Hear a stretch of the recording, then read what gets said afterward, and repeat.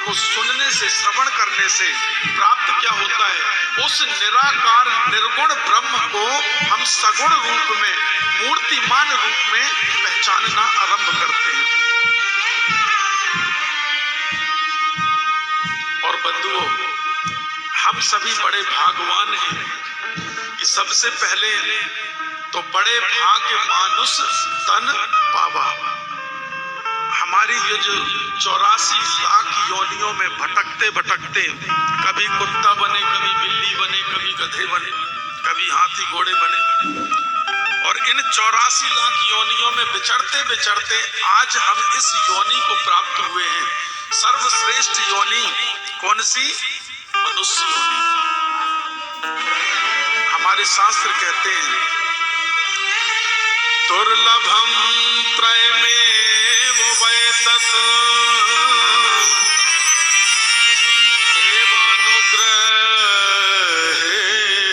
देवानुग्रहेतुकम् मनुष्यत्वं मुमुक्षुत्वं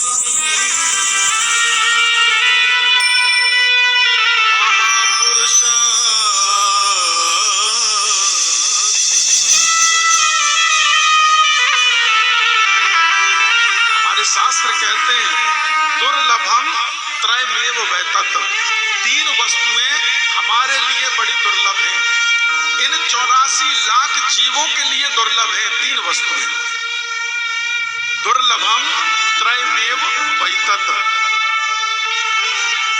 और ये तीन कृपाएं जो मिलती हैं ना बंधुओं, ये तीन कृपाएं ऐसे नहीं मिल जाती कि हमारे अपने किए हुए कर्मों से मिले अथवा हम अपने साधन से उसको प्राप्त करें। साधन से मतलब कि हमने बड़ा ज्ञान प्राप्त कर लिया, या हमने जिम ज्वाइन करके और बॉडी सॉडी बना ली, अथवा हमने खूब ढेर सारा धन इकट्ठा कर लिया। इन साधनों से नहीं, किससे मिलता है? देवानुग्रह हेतुकम। जब देवताओं का जब अनुग्रह होता है, हमारे ठाकुर जी का जब अनुग्रह होता है, तब ये प्राप्ति होती है। कौन कौन सी? बड़े गौर से सुनिएगा। मनुष्यत्वम, सर्वप्रथम कौन? कि हम इस योनि को प्राप्त हुए, हम मनुष्य योनि को प्राप्त हुए, मनुष्य योनि हमें प्राप्त हुई। सबसे बड़ी भगवान की प्रथम कृपा। अच्छा, अब चलिए मनुष्य तो बन गए, लेकिन दूसरी कृपा जो आप पर है, हम आपकी बात कर रहे हैं, किसी और की नहीं, जो आप पर कृपा है। दूसरी कृपा कौन सी है? मुमुक्षुत्वम। मनुष्यत्वम, आप मनुष्य हैं, सिद्ध हुआ।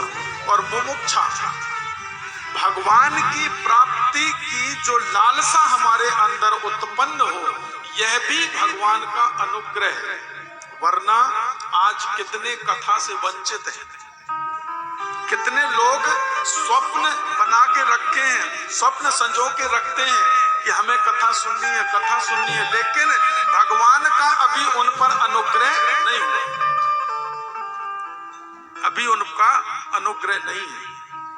आपके गांव में कथा हो भी रही है, उनका 1 रुपए नहीं लगना है, ना उनका बल लगना है, ना उनका धन लगना है, ना तन लगना है, कुछ भी नहीं लगना है, लेकिन उन पर कृपा नहीं है तो वो आज इस पंडाल पर नहीं है। तो ये जो मुमुक्षा है, ये भाई भगवान का ही एक अनुग्रह है जो आप लोगों पर है और आप इस कथा परिसर पर हैं। चलिए अब मुमुक्षा भी हो जाएगी, लालसा भी, हम मनुष्य योनि को प्राप्त हो गए और प्लस में हमारे मस्तिष्क में, हमारे बुद्धि में लालसा भी उत्पन्न हो गई, मुमुक्षा भी उत्पन्न हो गई।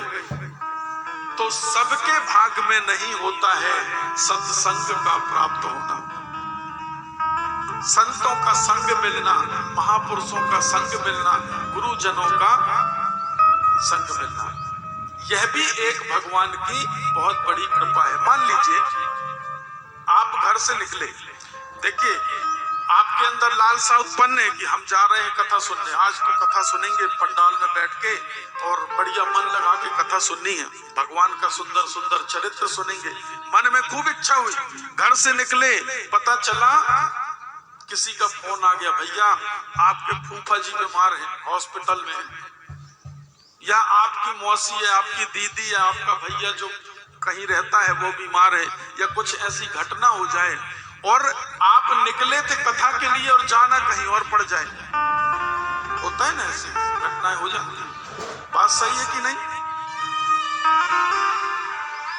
तो यह भी भगवान की अनुकंपा है कि वह कथा पंडाल तक पहुंच जाए, कथा परिसर तक पहुंच जाए और उसे कथा श्रवण करने मिल जाए। ये भगवान की अनुकंपाएं हैं और इसी बात को हमारे संत जन कहते हैं, भाग्योदयेन बहो जन्म समर्जितेन सत्संगमं च लभते पुरुषो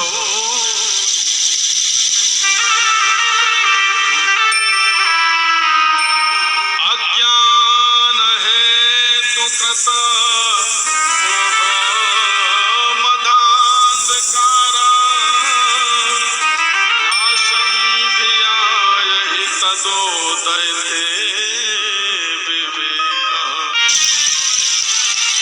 भाग्योदयेन बहु जन्म जन्मांतरों के जब पुण्यों का लाभ, पुण्य जब एकत्रित होते हैं, उनका फल एकत्रित होता है, तब हमारे जीवन में ये पुरुषार्थ प्राप्त होते हैं। तीन जो ये पुरुषार्थ, मनुष्यत्तम, मुमुक्षुत्तम, महापुरुषस्य संशयः। इसलिए